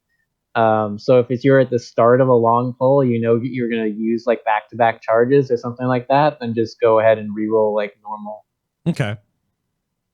I guess there's just the misconception, I suppose, about when to, and people get like scared if they should or not. So it's good just to talk about it like that. Oh yeah, one minor thing about Roll the Bones is if you're doing like Grand Melee, even with like 3 Deadshot or 3 Aces, which are like the ones that make Ruthless Precision better than Grand Melee. Grand Melee is still like a really good buff because it gives you Leech, and like I keep that on Jaina. Like we're doing Jaina prog right now. I just keep Grand Melee because it's like I think it's like less than a 200 DPS loss, and it's just 25 Leech. I'd rather deal less damage and not die than. But Guy, why would you need to heal yourself on Jaina when there are rogues? Yeah, my healers could just be better, right? Well, no, but why are rogues taking close to 0 damage on Mythic Jaina Proudmoore from the Gathering Storm ability? Do you actually know why that happens? It's like really stupid. It's like when the transition happens. I think this is how it works. I could also just not know. But how I'm pretty sure it works is during the transition, when Chilling Touch is reapplied, if you just cloak, what's it called? Like, while another stack is being applied to you, you just get no stacks for the rest of the fight and you take no damage from it. I'm pretty sure that's how it works. Yeah, it's if you Cloak of Shadows and your cloak is active when the stack like gets applied to you and ticks for its first instance of damage, it will deal no damage for the entirety of that stack. So if you cloak coming out of the final transition going into phase 3, right before the phase 3 stack gets applied to you, for the remaining 2 minutes of the fight, even when you have 18 stacks, it's going to be taking for 0 damage on you. Oh, so you still get stacks, okay. You do still get the stacks, yes. I believe you still get the movement speed reduction as well. But you just, all the damage doesn't happen to you. I know this. Yeah, it's pretty classic rogue spaghetti. That's what I was going to ask. Like, is this sounds just like more #rogue things. Yep. Rogues have some funny bugs. And it's like, wacky. It's a wacky thing. It's like, you know, when you have spell IDs that are like in the double digits, like the rogue class does, you inherit some funny mechanics over the years. And I'm sure there's some code somewhere that makes perfect sense why that damage gets immune, but doesn't really make a lot of sense. Yeah, the thing is, like, the damage from that debuff as well, the Chilling Touch debuff, is supposed to go through cloak, right? Like, yeah. That's the weird part. It's supposed to go through immunities. It just doesn't. Yeah, it just doesn't. Like, if you immune at the right time, the entire stack does no damage, even after cloak expires. But if you immune just in the middle of a stack, it still deals damage to you, and the cloak doesn't affect. Yeah, cloak in particular has gotten kind of strange recently because they've been more proactive about like trying to make things not cloakable. And like all kinds of random things in Uldir, you know, you can't cloak the debuff off on one fight. You can cloak the debuff on another fight. You can immune the damage on one. You can't immune the damage on the other. Like something silly like Unfetid, where you can't immune the debuff stacks off. You can't immune the damage, but if you immune right before the second debuff is applied, you don't get the second debuff. So it's just like really weird things like that, and cloak doesn't make any sense. I think anymore. it's like total trial and error on any new raid boss of like trying to figure out what cloak actually does. Because cloak, I've heard of different situations of cloak doing this, and then AMS for Death Knights also has funky things with this too. I think it's just when and how player priority of sort of spell immunity effects happen with like the stack of how they're applying to you. It's like Magic the Gathering terminology in Warcraft, in World of Warcraft's code. One of the two will then work. I mean, it's also like how the priority works in certain encounters from the boss side. It's why we still do the Zerg strat and why it's so popular right now on Mythic Jaina is because the Tide Elemental's broken. Because its stack priority for the spells it casts are broken, and Blizzard probably isn't going to fix it now because everyone's doing it. Well, 88 guilds have done it because Jaina's not been, month after the world first race. Tough boss. I don't know if you've heard about this yet. Hard. Tough boss. So, well, there's also the little known fact outside Rogues that you can vanish out of Ice Block if you get the timing correct as well. Wait, no, I didn't know about this. Yeah, if you vanish right before you're gonna get Ice Block, say you have 20 stacks and you're about to get it like within the next second, you can vanish, and vanish is still up, and it will time out after 3 seconds. And vanish has a little known property, mostly for PvP purposes, that it makes you immune to all like movement impairing effects and stunts. So when stealth reapplies, like normal stealth reapplies after the 3-second vanish buff times out, you get a brief window of stun and immobilization immunity, which drops the Ice Block. Okay. It's not really super relevant on Mythic, since the goal in Mythic strat now is to never get Ice Blocked and just Zerg the boss down, but it is relevant in Heroic. Okay. Yeah, Rogue is really weird. Feint also just like doesn't work on some mechanics, which is like, it's like Feint Cloak doesn't work on some mechanics, Feint doesn't work on some mechanics, Vanish works on some. You just gotta kind of like learn what the buttons do. It's like actually just trial and error. Like Mother, like the door thing, like when like Ulder was relevant, like Feint and Cloak just didn't work on the Mother door. Yeah, I've like heard when about crossing this. over. Yep. Yeah, and then we come to like Repost, and like Repost having different effects than Evasion, and like behaving differently against the same abilities, and then like it's amazing. Yeah, and then Cloak as well. Like Cloak behaves differently in its first second, and then in the last 4 seconds. Cloak's actually stronger in that first second. So like on Mythic Zool, if you cloaked within, if you were in that 1 second window during the transition, you would take 0 stacks. But if you were not in that 1 second window, or if you were in the last 4 seconds of it, you would still get the stacks on the transition. So these are just some of the things we love to learn about Rogue. Well, yeah, it's really fun. Repost and Evasion, like you said, are completely different just because one's parry and one is dodge. And Blizzard cracked down on a lot of dodge things because of Guardian Druids and other tank stuff in the past. So like Evasion just randomly doesn't work on tons of stuff on bosses. Like you can't Evasion tank a lot of bosses just because of that. But you can Riposte tank just fine. So I'm always surprised in Mythic Plus, because I'm not a huge Mythic Plus grinder compared to some people. Like when they'll just say some random mechanic can get reposted, I'm like, oh, okay, sure. It doesn't make any sense, but I'll do it next time, no problem. Right. The two things that brings up in my experience of those moment to moment things, it kind of sounds like Valera in Heroes of the Storm. Her version of Cloak of Shadows is the first like 0.75 seconds of the few seconds she's immune to things, and then she takes reduced damage, right, to make sure that she doesn't immediately break the ability, which is kind of like how it's coded in World of Warcraft awkwardly. Or this makes me think back to Imperator Margok progression back in Warlords when I'm playing Enhancement. If the way Ghost Wolf works, when you form change, it changes how the game reacts to movement impairing effects on you. And the knockback ring, I made a game of this while streaming because I was just waiting for everyone else to learn the fight. There'd be so many knockback rings during the encounter. And if I actually would run at and Ghost Wolf as I would hit the ring, I would not be slowed and just walk right through it, because the game wouldn't register that I was able to be slowed or knocked away or whatever. So stuff like that, there are these little windows. I think the console gaming folks would use these sort of as like the iframe windows, or just how you play frames in a video game, like many speedrunners do. So in a way, as long as they're not busting World of Warcraft wide open awkwardly, those are neat little skill ceilings to find. So yeah, like Vanish, Cloak, and Cheat Death all kind of have little mini versions of those, where you have to just figure out the interactions on particular fights where it's advantageous. So, how about there's a question from chat that came up that I wanted to bring up too while we were finishing up the FAQ section. Is there a specific role on Roll the Bones you want to fish for like a reaping pack in Mythic Plus right now?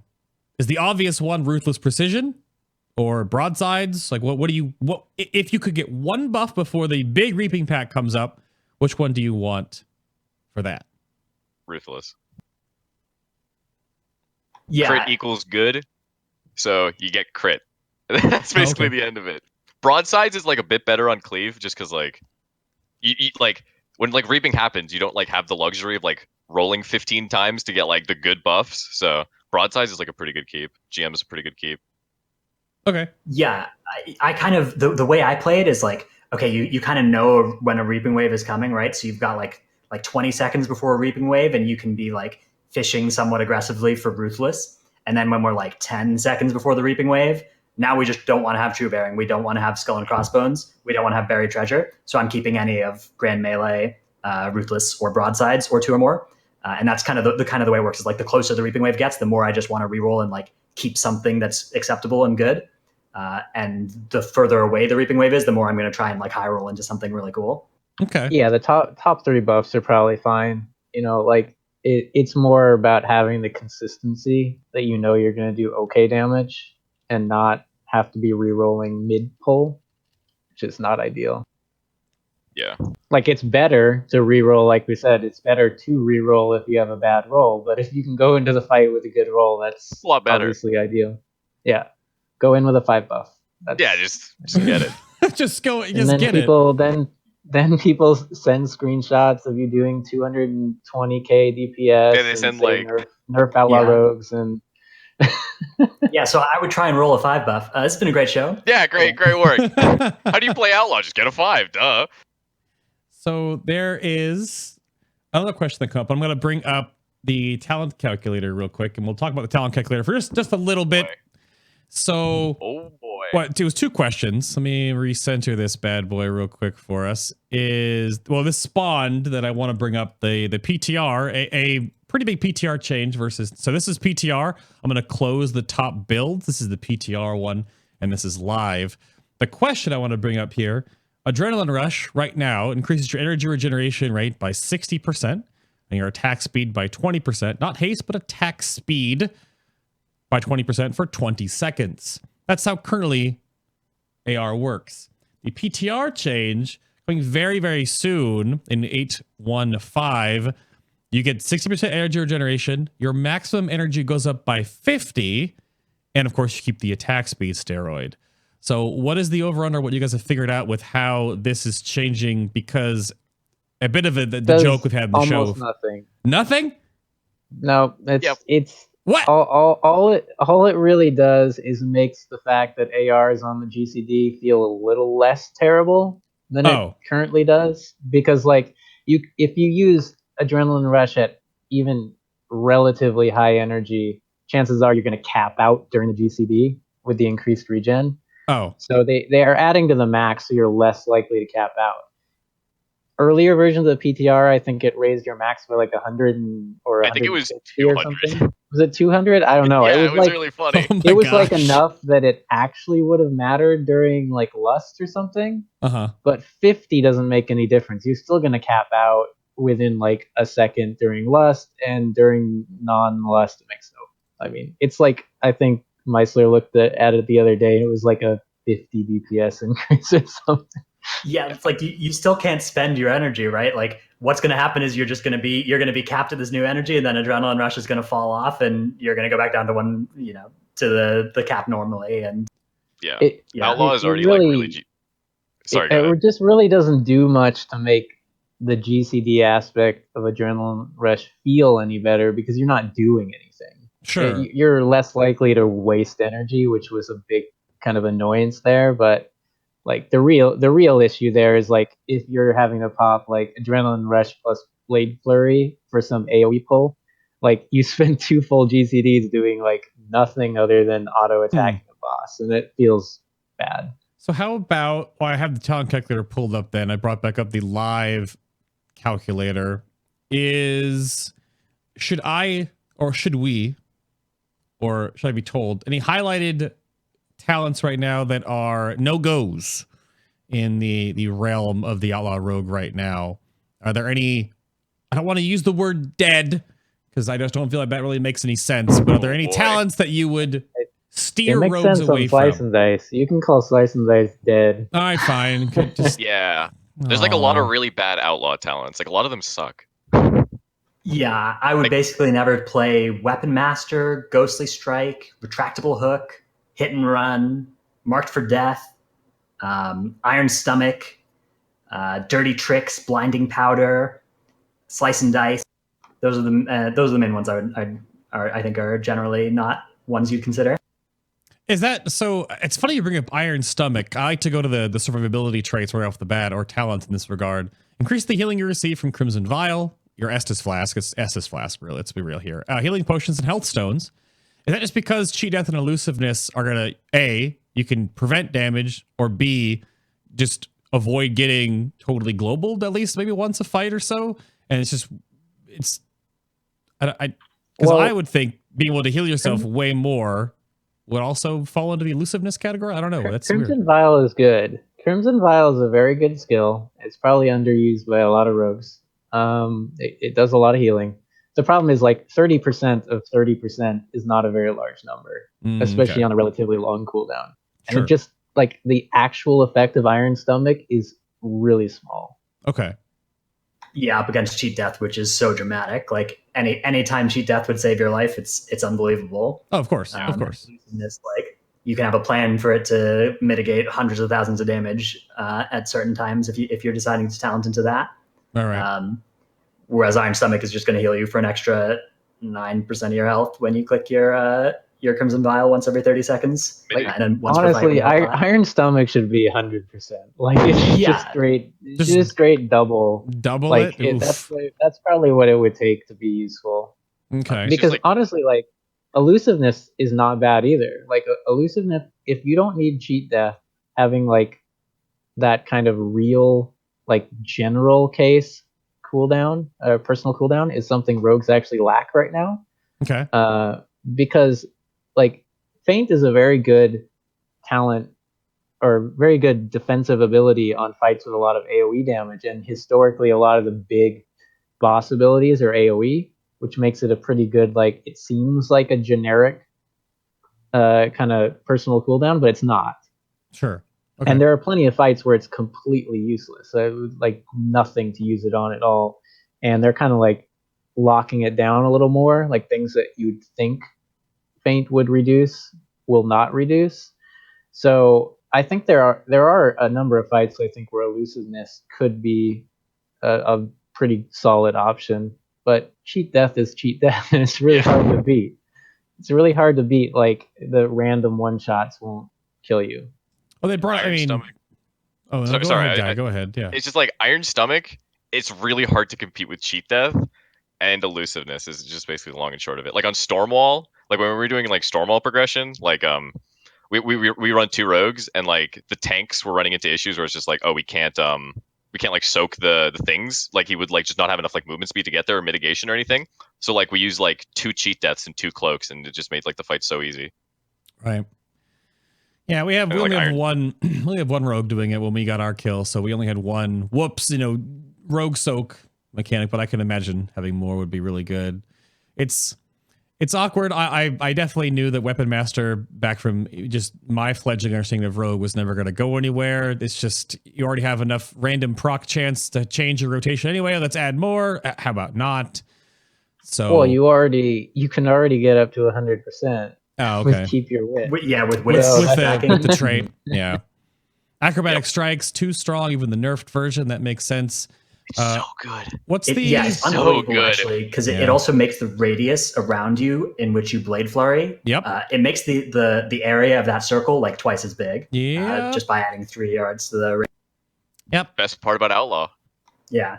You have the what is it? It's butt cleave from Romulo in Karazhan, essentially. But It's you didn't. very big. You didn't. Turning it into an 11-yard circle around you, a circle with radius 11 around you, that is massive. Yep. And if you're not playing acrobatic strikes, you're just not going to cleave onto as many. It's a little good. You didn't say anything. I didn't hear. So the 45, the energy tree, and the 100, your sort of spec defining ability of those. I think they're all right. All of those are competitive options under the right circumstances. And Mark for Death, even like you could design a world where it's good, but in the real world, we basically never see a case where it ends up being the play. Okay. Deeper stratagem on that row tends to be picked when you have multiple copies of the Ace Up Your Sleeve Azerite trait. Okay. That has a really nice synergy there. Otherwise, usually you'll just see Vigor being picked in most cases. Right. And then on the 100 tier, I think it's usually safe to say like Dancing Steel for Mythic Plus and Blade Rush for like single target boss encounters, and for most boss encounters, even if there is some cleave. And then Killing Spree is a little niche. Killing Spree. It is the most fun though. It's fun, and 2, it gives you a really good parse. That's what it's really good at. Well, that's what I was gonna. I mean, Killing Spree is great in a couple situations. Like it's really good on opulence, right? If you want to parse on the ads and parse the ads, like because yeah, you get that nice synchronized. Like the cooldown works pretty much perfectly to get like every single ad wave. But then you also have to deal with Killing Spree things like getting randomly teleported into boss cleaves and dying of course all not. the time. No, of course, never that is it. Yeah, I think the crossover point, like also, Killing Spree can be pretty good for reaping too. It's just sure. It depends on what keys you're doing at that point. Okay. Like Dancing Steel, I think what Dratnos was mentioning is like the higher keys you go, the longer everything lives. And the longer everything lives, the more Blade Flurry charges you have to use mid-pull. Like if you're doing low keys and you're only using like one Blade Flurry per pull, and then the ads are like say down at 5-10% or half dead or whatever, then you won't run out of charges. You'll have them up for the next pack. But on longer keys and you start having to use 2 per pull, you'll run out of charges eventually, and you'll end up with a reaping wave coming or like a big pack and be like, oh, I can do like 0 damage at all. Right. This is lots of fun. So Dancing Steel like smooths that out a lot so that the charges aren't really an issue. Sorry. You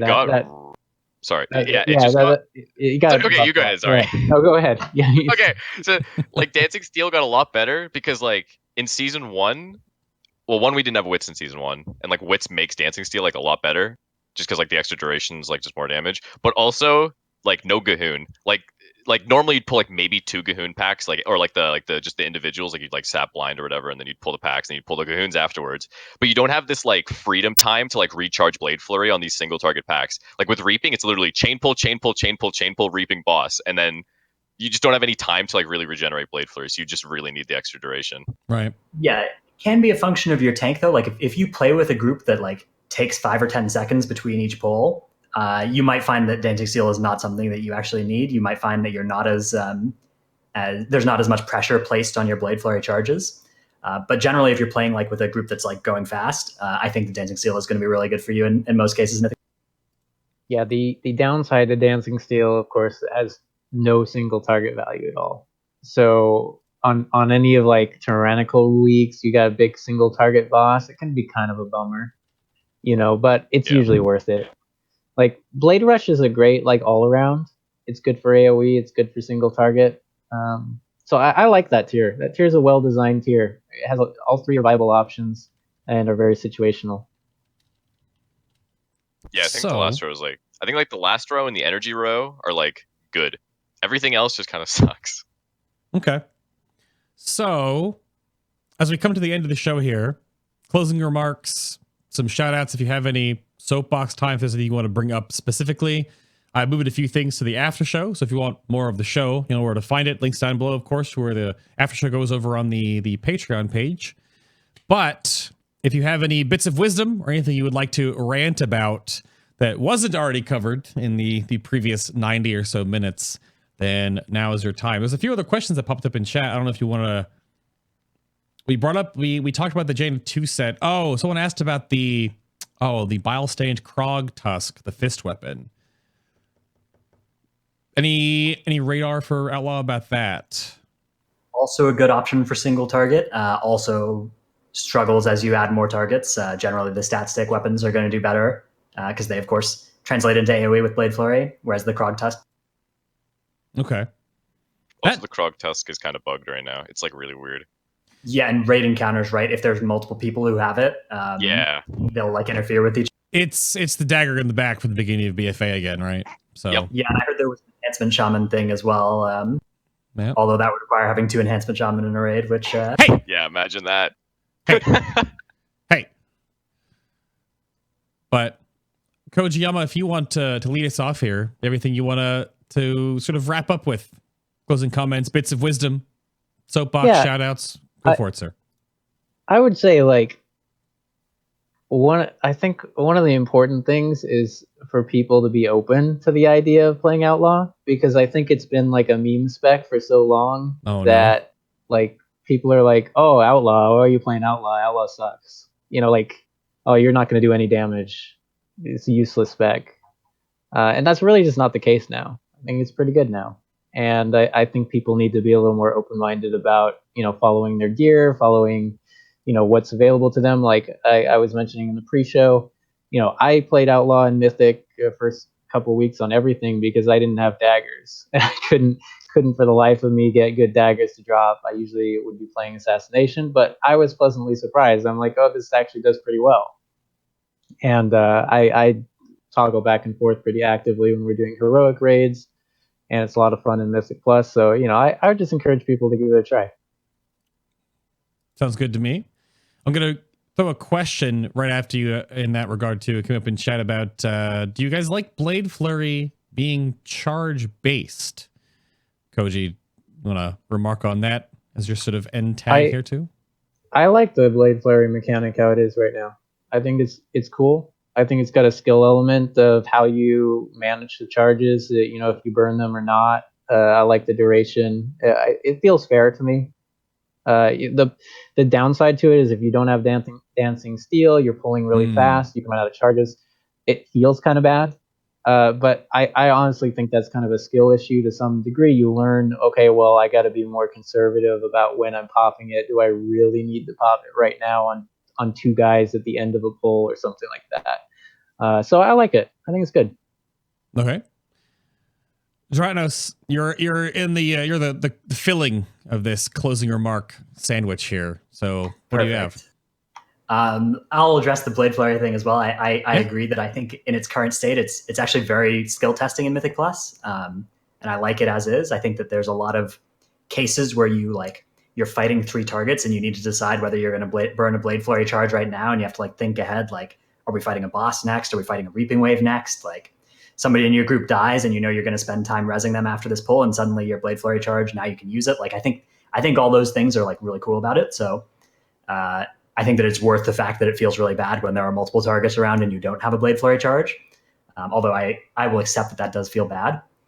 In general, I think that Outlaw is a spec that you should absolutely try, and try your best to not, you know, it's okay if you don't like it. It's okay if you don't like the RNG component. If that's not something you enjoy about the spec, that's fine. Like, you're allowed to not like things, but don't let that stop you from trying it. Don't let that scare you off, because you might actually really enjoy it. There's a huge amount of skill. It's not like the RNG component replaces the skill. It's the skill is reacting to the RNG component of the spec, and that's a really exciting thing. And I think a lot of people, Outlaw really gives that to you in a way that no other spec does to the same extent, and you might really enjoy it. So, and also you'll blast an AoE right now because of the balance. So that's good. You'll enjoy it. I like it. Outlaw's great.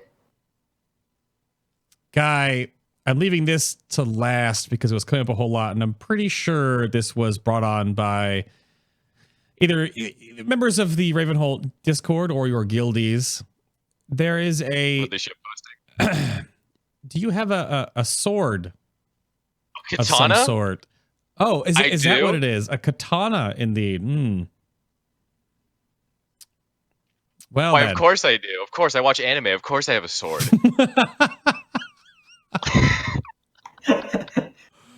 You can't watch anime and not have a katana, you know? That's just how it is. Okay. Well, you got to show it off for... Yep, they need to... They've been asking for it. there's the katana. You know, they were asking for it. Okay. And then what's your tagline? What do you want to end with here? Your closing remarks. Soapbox time. This is for you, sir. Outlaw is really fun. I think the changes from Legion to BFA were mostly good. I think like the only thing I don't like about like current Outlaw is like the lack of like a real cooldown. Because before you had Dreadblades, you had even Adrenaline Rush was more impactful. I want like I think it's just a great spec right now. That's all. It's just like it does good damage. It's like really dynamic. Like one problem I had in like Antorus when I played like a lot more Sin is that basically like every pull felt exactly the same. Where like all your cooldowns line up the exact same way. Right. Like every fight, like 2 minutes in, you're getting another Vendetta. Like just all your buttons kind of just do like the same thing. Like with Outlaw, you like one pull, you get like broadsides, true bearing, and then your adrenaline rushes up faster, and you're like it's just like every pull feels different. Like even like the first 10 seconds of every pull just feels like drastically different than like every other. And yeah, it has wits, so it's really good in Mythic Plus. It feels really good when you're in Mythic Plus. You're dealing like 200k damage to Reaping Waves. So you know, if you get past like the whole like feels of RNG, it's like a really fun spec. So. And lastly, what eye level is the katana? Oh, it's 420, of course.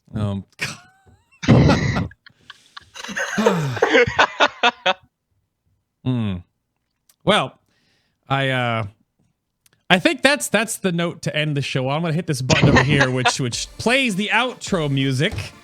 So yeah, chat. Not even 425 with a socket though. Well, there you go. Thank you very much. It's 420, you know. That's true. Thank you for tuning into episode number 182. The Spec Show's return. This was the Outlaw Rogue show, but of course, back around with the katana wielder. Now we got to put it in the thumbnail. But thank you, Guy, for your time on the show today. Go hit him up in the Ravenholt Rogue Discord at Guy. That's me. That's you. Not at katana wielding Guy. No. You should get just a name the guy with change. the anime avatar, you know. It's easy to find me. All right, that sounds good to me. Thank you very much for time on the show today, sure. I appreciate it. Dratnos as well. You can follow him on Twitter at the same name. Nothing ridiculous. Or, of course, in the Ravenholt Discord. And making the YouTube videos. When is that Outlaw Rogue video coming out, sir? I'm planning on 5 parts. 3 of the 5 are out. What? They're 10 minutes each. They're like 10 minutes each. So it's okay. nice and like you watch a single target one, you know, and you learn the whole single target rotation. That part's just come out. The AoE one's coming soon. Yeah, youtube.com/Dratnos for that. Sounds good to me. Thank you again for your time as well, sir. I appreciate it. Thank you. It's been great. Kojiyama, thank you for bringing back the control from the previous shows. I appreciate your cool, calm demeanor from these. I don't have katanas. I can't keep up, man. Thank you very much for your time today. Thanks for having me. It's good. But yeah, shout outs to Ravenholt for all of us, I think. I think we're all around there, and it's a great community. Stop on by if you haven't already. If you play Rogue, it's like lots of great resources there, friendly people. It's pretty good. Indeed. You also make sure you get the website. So ravenholt.net is where all of it's going to be sort of smooshed together in a way that you can all digest everything, get the raid bot stuff, get the blogs, get the about page. Everything's going to be right here on the website. So check this out. If you want Rogue resources, this is where all the Rogue stuff is going to go. And of course, in their Discord as well. Not every single spec or class has a resource like this. So if you have Rogue questions that wasn't answered today, hopefully a lot of that stuff will be answered on the website. And of course, this is updated because 8.15 changes are coming on the horizon here. That's where you can go find all of that. But that's it for me. We do have... So we're going to see next Sunday how no longer OP Demonology Warlocks are on the 17th, followed up on the 24th with Arcane Mages. And we'll sprinkle a little bit of the other mages in there too, just to start us off with. And then I'll be at PAX East as far as plans go for the 24th. So no show on the 24th of March. I'll be streaming from PAX. And then BM Hunters right before the new raid comes out with a little sprinkling of Marksman and Survival on the 7th of April. That's the current show slate. More on the guests coming up on those shows. Of course, hit the show up on Twitter. Just FinalBossTV.